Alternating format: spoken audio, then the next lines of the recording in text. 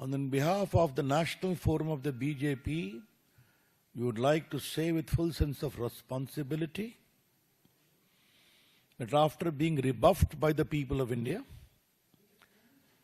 the Congress party, its allies, and its closest allies, the Toolkit Gang,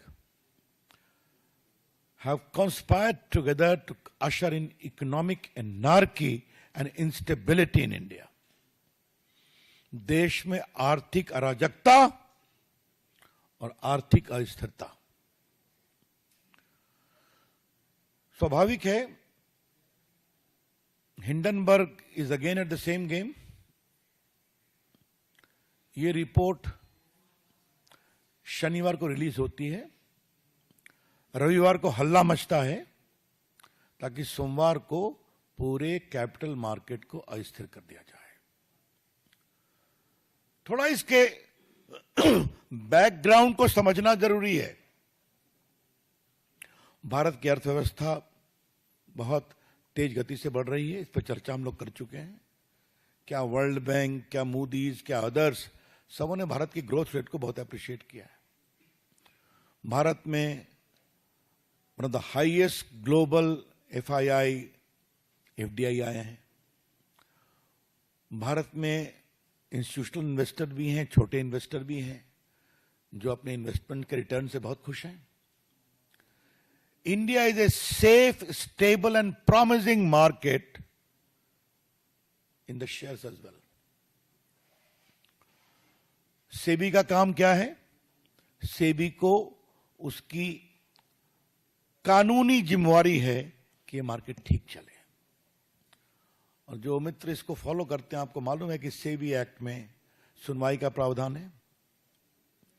निर्णय होता है, उस निर्णय के खिलाफ एक अपील का भी प्रावधान है, जहां जजेस भी बैठते हैं, हाई कोर्ट के चीफ जस्टिस या सुप्रीम कोर्ट रिटायर्ड जज, और उसके खिलाफ एक अपील का प्रावधान सुप्रीम कोर्ट में भी है. तो एक पूरा स्टैट्यूटरी स्ट्रक्चर है कि भारत के कैपिटल मार्केट को किस तरह से मैनेज किया जाए.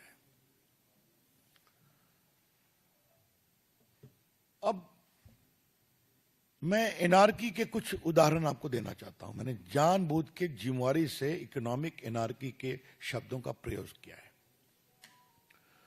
पहले हिडनबर्ग की रिपोर्ट आई थी, आपको मालूम है. उसकी डेट आपको मालूम है कि जनवरी में ऑर्डर आया था सुप्रीम कोर्ट का. 24 में 22 इंक्वायरी कंप्लीट हो गई थी. बाद में एक और कंप्लीट हो गई. तो वो एक लीगल प्रोसेस है जो सुप्रीम कोर्ट के आदेश से चला है.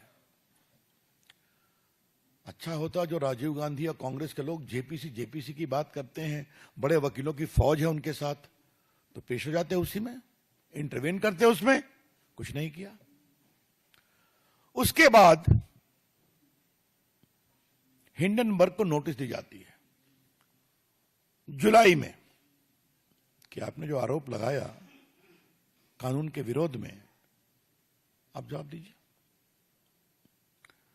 हिंडनबर्ग ने वो रिपोर्ट बाकायदा, वो नोटिस अपने वेबसाइट पर भी दी है, जिसमें उनको नोटिस क्यों भेजी गई है वो भी कारण है.